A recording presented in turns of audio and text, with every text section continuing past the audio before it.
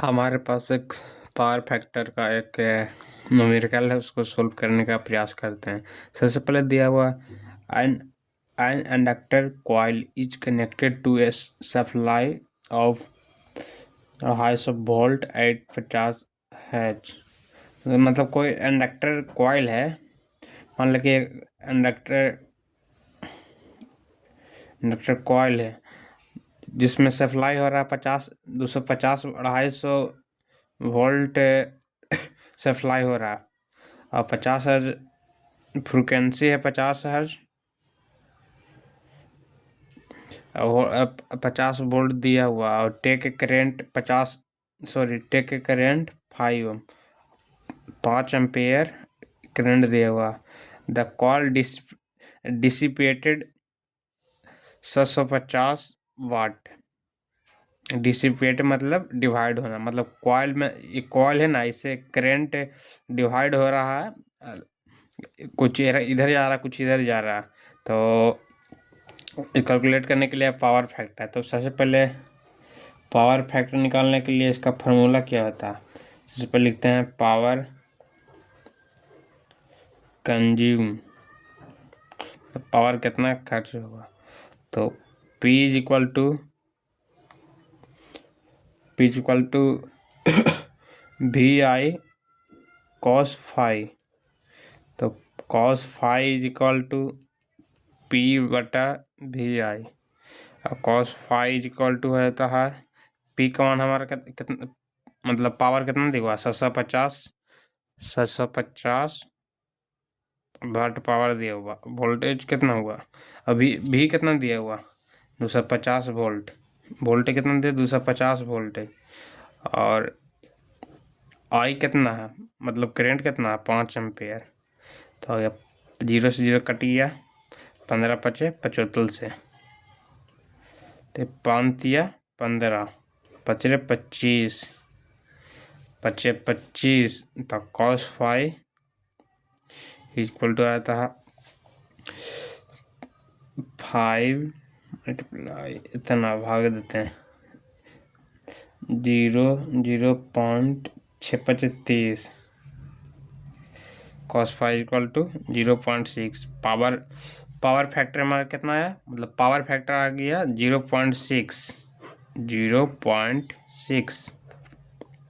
0.6 हमारे पास power factor आ गया। सबसे पहले पावर फैक्टर का फॉर्मूला लगा दिए, P is equal to VI cos phi. तब cos phi is equal to हो गया P अपॉन VI।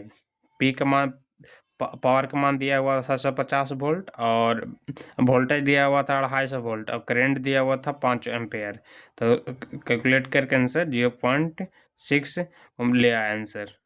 अब हमको लाना है resistance of coil. Resistance of coil लाना है, तो रेसिस्टेंस ऑफ कॉइल लाना है। तो R इक्वल टू क्या था फार्मूला, R इक्वल टू होता है जेड कॉस फाई। तो जेड के सबसे पहले जेड क्या होता है इम्पीडेंस, तो इम्पीडेंस अब कॉइल निकालना होगा। सबसे पहले impedance of a coil is equal to होता है Z is equal to VI। भी कितना दिया हमारे पास, वोल्टेज दिया हुआ 250 वोल्ट और करंट दिया हुआ कितना, करंट दिया हुआ है 5 एम्पेयर। तो 25 तो Z equal to 50 ohm. Impedance हमारे पास 50 ओम दिया हुआ। तो अब रेजिस्टेंस ऑफ कॉइल निकल जाएगा, R equal to 50 into cos phi कितना दिया 0.6।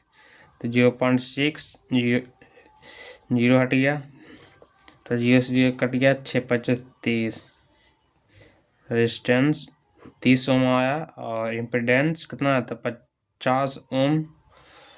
cos फाई 0.6 आया था। अब हमें लाना है इंडक्टेंस लाना है। तो इंडक्टेंस लाने के लिए क्या फॉर्मूला होता है इंडक्टेंस लाने के लिए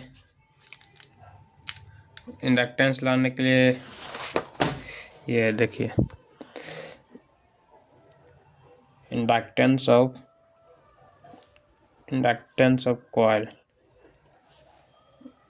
तो सबसे पहले इंडक्टेंस क्या इंडक्टेंस लाने के लिए सबसे पहले रिएक्टेंस निकालना होगा। रिएक्टेंस बराबर reactance of a coil, XL is equal to under root Z का स्क्वायर माइनस डिस्टेंस का square. XL is equal to Z का मान हमारे पास कितना दिया हुआ 50, डिस्टेंस का 30। 50 ओम दिया हुआ है, डिस्टेंस का 30 दिया हुआ। तो XL is equal to 2500 900। XL is equal to root 1600। XL क्या है, रिएक्टेंस है। तो 4 ये 0, तो एक्सएल क्या हो गया 40 आ गया। 40 आ गया। अब इंडक्टेंस, ये तो रिएक्टेंस था, ये रिएक्टेंस है इतना है। फिर अब निकालते हैं इंडक्टेंस ऑफ ए कॉइल। तो आगे L is equal to XL by omega pi F, 2 omega pi F. L is equal to होता है 2 पाई एफ होता है, formula 2 pi F. L is equal to XL का मान कितना है 40 आया, और 2 पाई का मान कितना होता है 3.14। और फ्राइडे का फ्रिक्वेंसी कितना दिया हुआ, फ्रिक्वेंसी हमारे पास दिया हुआ है 50 हर्ट्ज। 50 हर्ट्ज दिया हुआ, 50 हर्ट्ज दिया हुआ। तो इसको कैलकुलेट करते हैं, आंसर आया था हमारे पास 0.127। तो हमारे पास इंडक्टेंस आ गया 0.17। सबसे पहले हम ये निकालने के लिए क्या कहा था, पावर फैक्टर। तो पावर फैक्टर का फॉर्मूला लगा देना चाहिए, P is equal to V I cos five.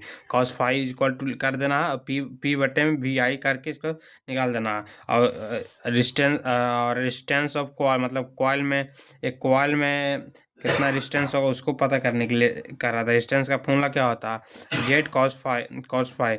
तो कॉस फाइव सबसे पहले जेड निकालेंगे। जेड क्या होता है, इम्पीडेंस का फॉर्मूला क्या होता है, वी आई का फॉर्मूला निकाल के ये 50 ओम ले आए। और रेजिस्टेंस उसमें कॉस फाइव का 0.6 आया था, और जेड का 30 आया था, जेड का 50 आया था। पुट कर कैंसिल ले आए। और इसमें हमारे पास इंडक्टेंस लाने के लिए कहा था। इंडक्टेंस लाने के लिए सबसे पहले हमको इंडक्टेंस लाने के लिए कह रहा था। तो इंडक्टेंस लाने के लिए सबसे पहले हमको एक्सेल निकालना होगा। तो एक्सेल इसका फॉर्मूला होता है under root Z square minus R square. तो एक्सेल का आ गया वैल्यू 40 ओम।